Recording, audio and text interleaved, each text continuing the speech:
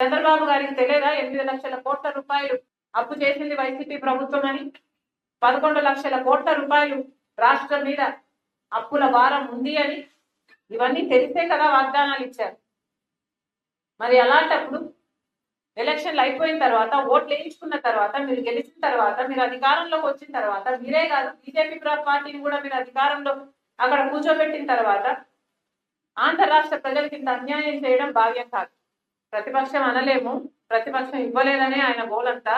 జగన్మోహన్ రెడ్డి గారు ఈరోజు అసెంబ్లీకే వెళ్ళను అని మొండికేసి కూర్చున్నారు. ఇది భావ్యమేనా అని మళ్ళీ అడుగుతున్నారు. జగన్మోహన్ రెడ్డి గారు ఆయన ఎమ్మెల్యేలు అందరూ కలిసి 11 మంది ఉన్నారు. మరి వీళ్ళని గెలిపించింది ప్రజలైతే ఆ ప్రజలను వాళ్ళు అసెంబ్లీలో రిప్రజెంట్ చేయాల్సిన అవసరం లేదా? వారి బాధ్యత కాదా? జగన్మోహన్ రెడ్డి గారు అసెంబ్లీకి వెళ్ళను, నాకు ప్రతిపక్ష హోదా ఇవ్వకపోతే నాకు మైక్ ఇవ్వరు, నన్ను మాట్లాడనివ్వరు అని చెప్తున్నారు.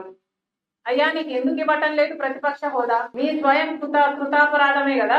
మీకు 11 మందే గెలిపించారు ప్రజలు అంటే, ఒకప్పుడు 151 మందిని గెలిపించిన ప్రజలు మిమ్మల్ని 11 మందినే గెలిపించారు అంటే మీ స్వయం కృతాపరాధం కాదా? ఎన్ని మాటలు చెప్పారు మీరు ప్రజలకు? ఆఖరికి రాజశేఖర్ రెడ్డి గారి జలయజ్ఞం ప్రాజెక్టు నవరత్నాలలో అదొక రత్నం. 6 నెలల్లో రాజశేఖర్ రెడ్డి గారు వదిలి వెళ్లిపోయిన ప్రాజెక్టులు అన్ని పూర్తి చేస్తామని చెప్పి కూడా మీరు పూర్తి చేయలేదు. ఇలా 1 కాదు 2 కాదు, పూర్తి మద్యపాన నిషేధం అని మోసం చేశారు. 3000 కోట్లతో ధర స్థిరీకరణ నిధి అని మోసం చేశారు. మెగా డిఎస్సి అని మోసం చేశారు. ఇలా ప్రజలు మీ అవినీతి అక్రమాలను గమనించారు కాబట్టే మీకు 11 సీట్లే ఇచ్చారు. పోనీ అవైనా ఇచ్చారు కదా, ఇచ్చారు అన్న కృతజ్ఞత అయినా ఉండాలి కదా.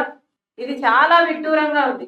మళ్ళీ చెప్తున్నాం, this is not right. Jaganmohan Reddy గారి అహంకారం, అజ్ఞానమే బయటపడుతుంది.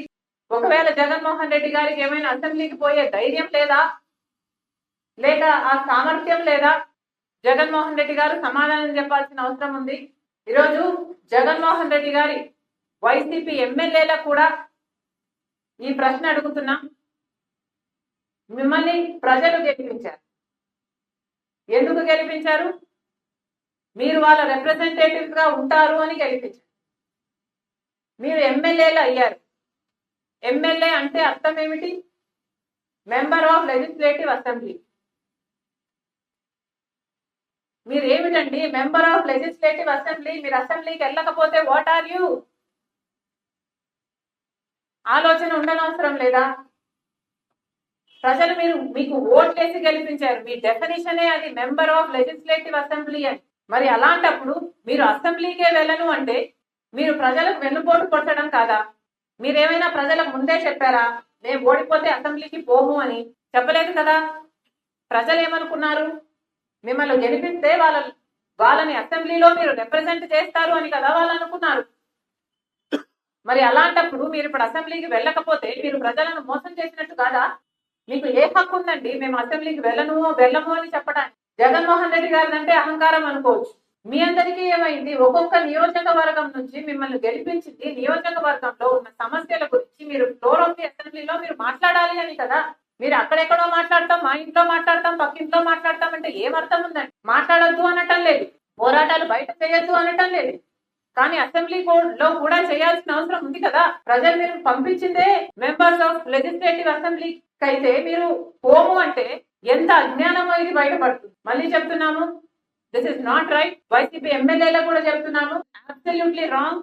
నిన్న బడ్జెట్ ప్రవేశపెడుతుంటే మీరు కనీసం అటెండ్ కూడా కాలేదు. ఇక బడ్జెట్ డిస్కషన్ కూడా మీరు అటెండ్ కాకపోతే అసలు ఈ బడ్జెట్ లో తప్పు ఉంది అని అసెంబ్లీలో ఎవడు మాట్లాడేవాడే లేడు.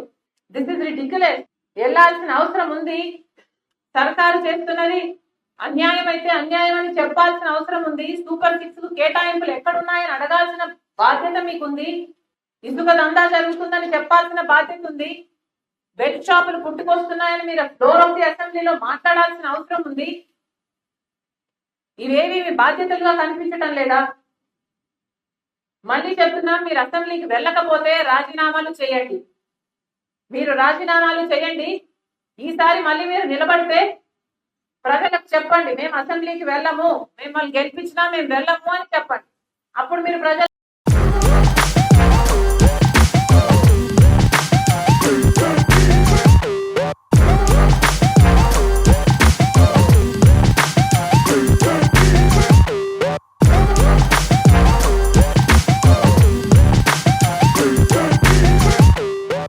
అసెంబ్లీ కానే